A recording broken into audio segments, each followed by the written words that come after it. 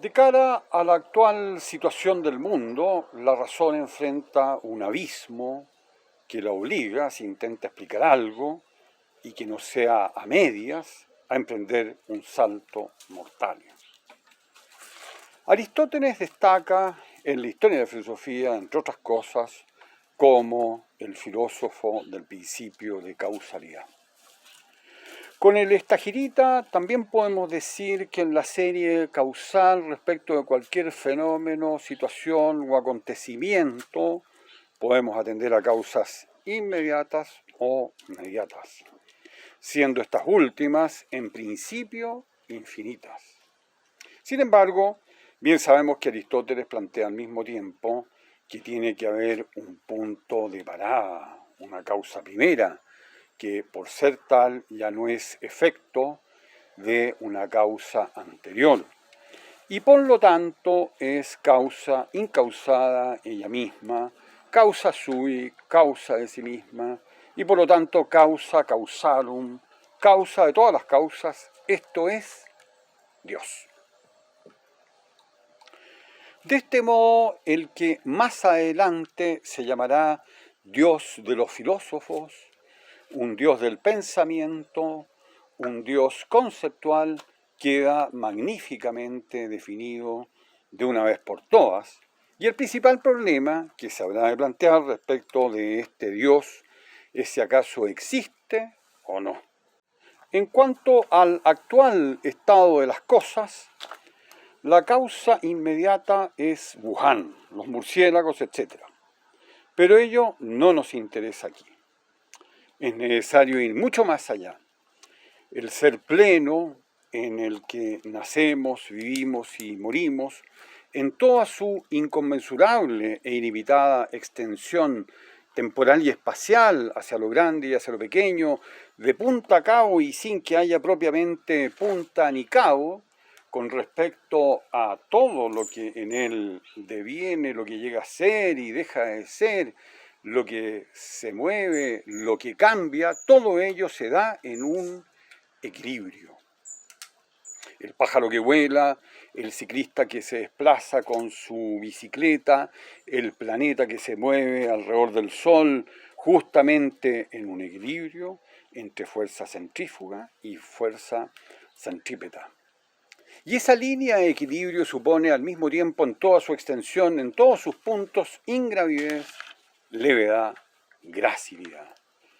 Con ello llegamos a la cuestión que nos interesa, pues en este apartado y perdido rincón, ínfimo e insignificante de nuestro amado planeta, he aquí que hay un animal depredador en un grado máximo, a saber tan extremo que se ha convertido en el homicida del planeta, destruyendo de manera completamente desquiciada y preso de una loca vorágine todos los reinos, el mineral, el vegetal y el animal. Si el causante número uno del homicidio contra todos los reinos, y no olvidemos que también contra su propia casa y contra sí mismo, más precisamente es la economía, esto es una economía a fin de cuentas de codicia, el coronavirus que se nos envía desde este agente que suponemos es el logos, la razón, y precisamente se trata de una razón en las cosas mismas. Él está restableciendo el equilibrio, el orden, la armonía y a la vez salvando la vida. Si el mencionado logos equilibrante y armonizante provoca no solo pandemia y muerte, sino un descalabro económico sin parangón en la historia, lo que preside a este descalabro es un modelo económico que, sin exagerar, habría que calificar de pérfido. Para producir una aceituna, un tomate, una uva, un pino radiata, un eucaliptus, un salmón, requieres atenerte obligatoriamente a estándares tras los cuales hay una gigantesca devastación provocada por el uso indiscriminado de herbicidas e insecticidas. Hoy en día todo ello comandado desde un celular o desde alguna empresa que presta ese servicio situada a miles de kilómetros. ¿Y los réditos, las ganancias, para quién son? Esta es la pregunta que induce a develar el meollo del asunto. La respuesta es muy clara. Para algunos multimillonarios que no sobrepasan el 1% de la población mundial. Como pregunta muy agudamente José Mujica, expresidente del Uruguay, en alguna de sus entrevistas, ¿para qué se hicieron tantas revoluciones en nombre de una mayor igualdad?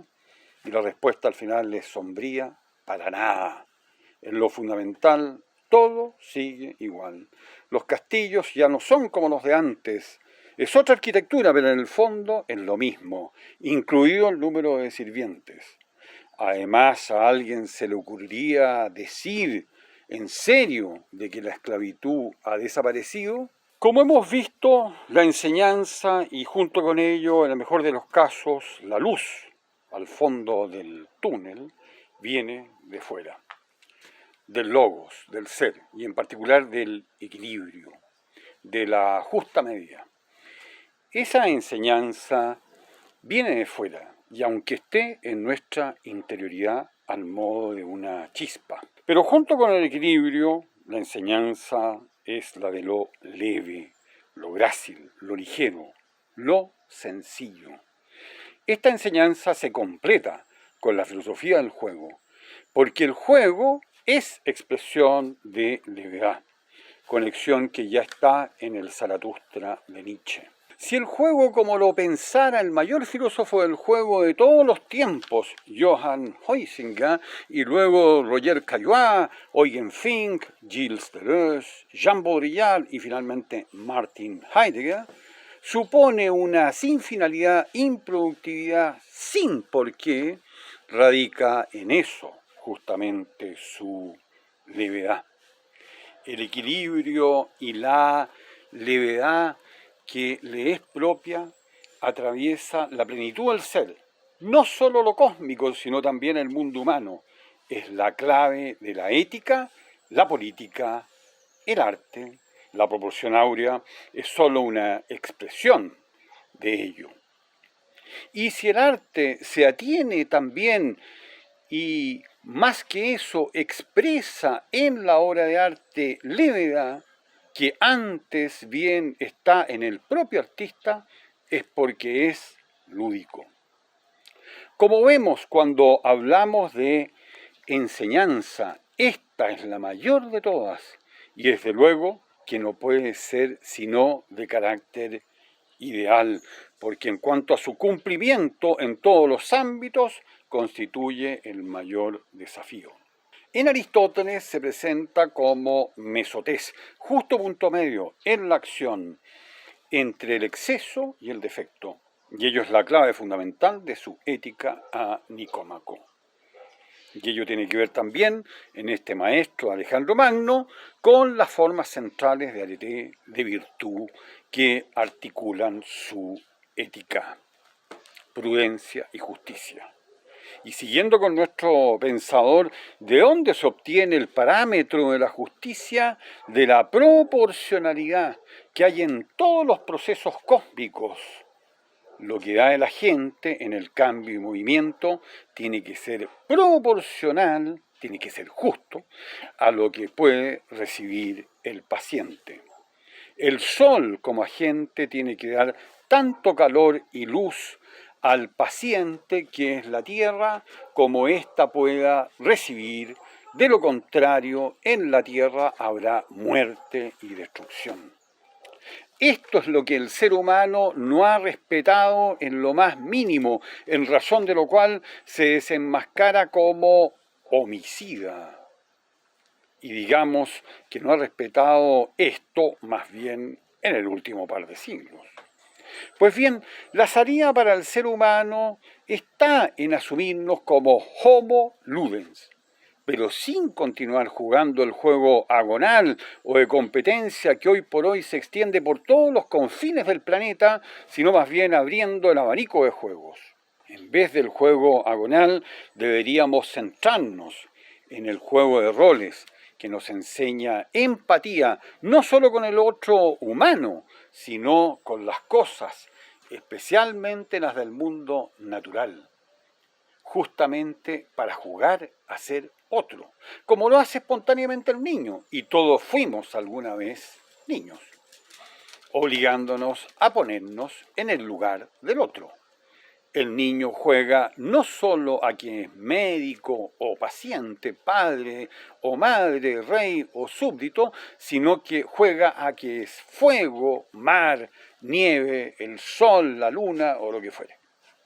En ello opera la ficción al modo analógico y alegórico de como si esto fuera esto otro, en lo cual también se observa el paréntesis entre juego y arte.